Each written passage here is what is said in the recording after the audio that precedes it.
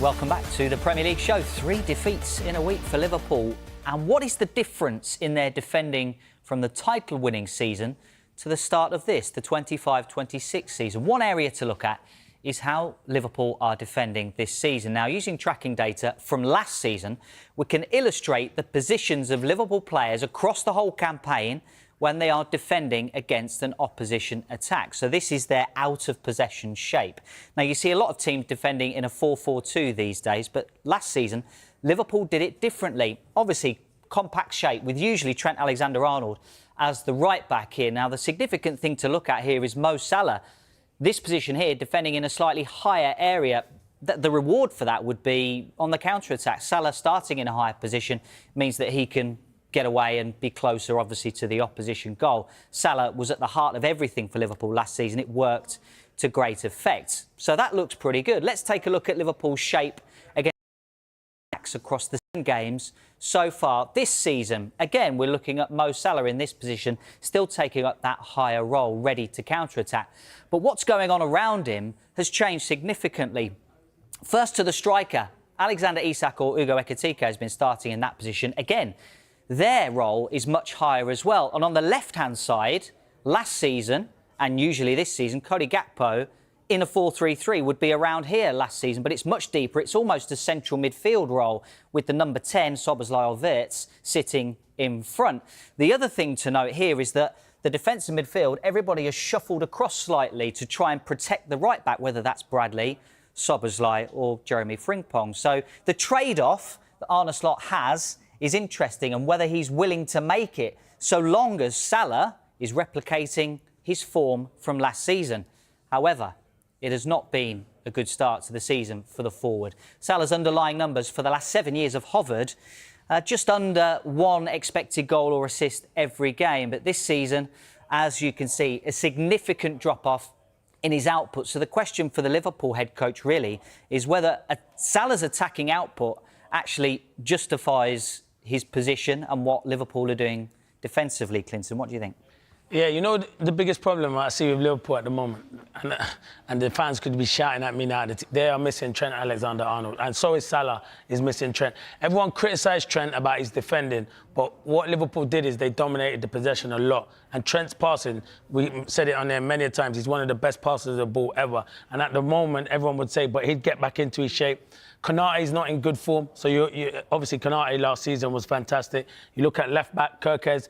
It's not the Kirkez that we saw at Bournemouth, but sometimes you're going to a bigger football club like Liverpool. It's going to be hard. He's got to defend more. When he was at Bournemouth, no one's really looking at him to do his defending. He was going forward, and he had Howson and Sabani, and their back four was really good. It's different now. These new players have gone into the team, and they haven't adapted yet. It's going to take time, and Liverpool will get it right, and it will click. But at the moment, they've got players that are out of form. Even the midfield three.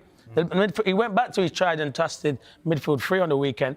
They're miles off it at the moment, and they'll probably be the first to say, apart from Szoboszlai, I think he's probably been their best player. He's probably been the best right-back and their best midfielder. But you can't play him in both positions. You miss him playing him in midfield. But it's just teething problems for Liverpool. I don't worry for Liverpool. Yeah, it's bad.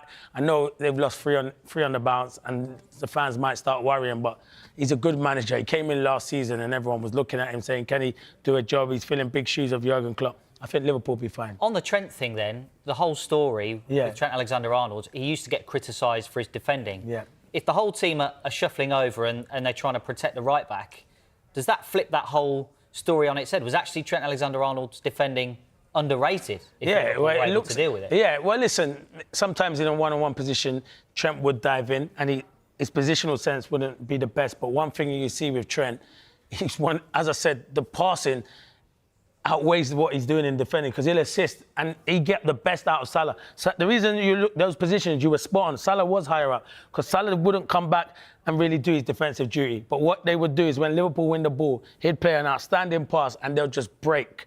And I do think now Trent would leave Salah sometimes one-on-one, when now he's probably got Frimpong, Bradley running into his space as well. So it's so difficult. There's not space for Salah. So as I say, it's teething problems. It's going to take time, but you're right. And the one thing they did have is Gravenberch, who was outstanding last season in that 6.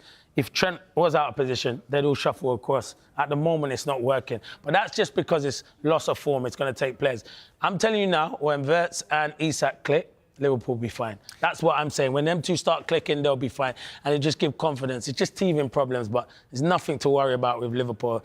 They're a good team. And listen, question marks will be over Arne Slot because they're saying last season, and now you brought in your players, so how are you going to deal with your players? But they'll be fine. So the point about the attack, I don't know if you've seen the documentary about David Beckham, and he speaks about his move to Real Madrid, and saying that the problem was that he was a right-hand side right winger, which is where Luis Figo liked to play. So you've got a problem. And the point being that no one who knows football would deny that Isak is a brilliant player, Ekitike is a brilliant player, so is Salah, so is Florian Wirtz. But you can't just chuck them all in and expect it to work straight away, no matter how good they are. No, you can't. And to be fair, their number one target was Isak. Did I think they were going to get Ekitike? No. Did Ekitike probably know Isak was coming? Probably, because his agent would have said what other players they're looking for. But Ekitike's come into the building and done ever so well. Isak's not hit the heights yet, but he's still getting up to fitness. He missed the majority of pre-season. When he gets it right, we know he's a top striker. We saw what he did at Newcastle. The one is Wirtz. Is trying to get Wirtz. But Wirtz is a top player. Don't be fooled at the moment. He is creating chances at the moment. If we look to start on the weekend, where he's creating chances, no one's not being clinical enough at the moment. And then you look at Mo Salah. Mo Salah's not hitting the heights that he hit last season. But I do believe that's because he's missing Trent Alexander-Arnold. Gakpo's been all right on the left. But I don't like Wirtz on the left-hand side. I think he is better in that number 10. It's just going to take time. I just actually think when they get an understanding, Wirtz and Isak, it might be Ekitike, you might have to go over to the left-hand side because Isak is going to be the main man at the moment and Salah's never going to get dropped. The other point, which I think Virgil van Dijk made at the weekend, is that they're all grieving still over the loss of their mate. And it was interesting, actually. I was at Turf Moor a few weeks ago when they beat Burnley, and you saw as the penalty went in, Andy Robertson sort of pointed to the heavens, and it reminds you that it's not over, it's never far from their minds, and then they are still probably every single day battling with the loss of Diogo Jota. Yeah, absolutely. And, you know, and the fact is everyone's different and there'll be different stages of grief and it will hit people at different times. And, you know, as you say, every day they'll be looking around the dressing room, every day they're on an away trip, they're on the coach, they're playing PlayStation, as Diogo Jota loved to do. And I think it is a factor that they'll be thinking about for the next weeks, months, years, this group of players. And I think particularly, you know, when they're behind in games as well, Diogo Jota was often such an impact from the bench. You think about the game at Stamford Bridge, look into the options now. Of course, Liverpool have a great number of options on the bench to bring on, but he was always someone that contributed off the bench. You know, this is something that is going to be with these players for a long time to come, and I think it will be a factor going forward.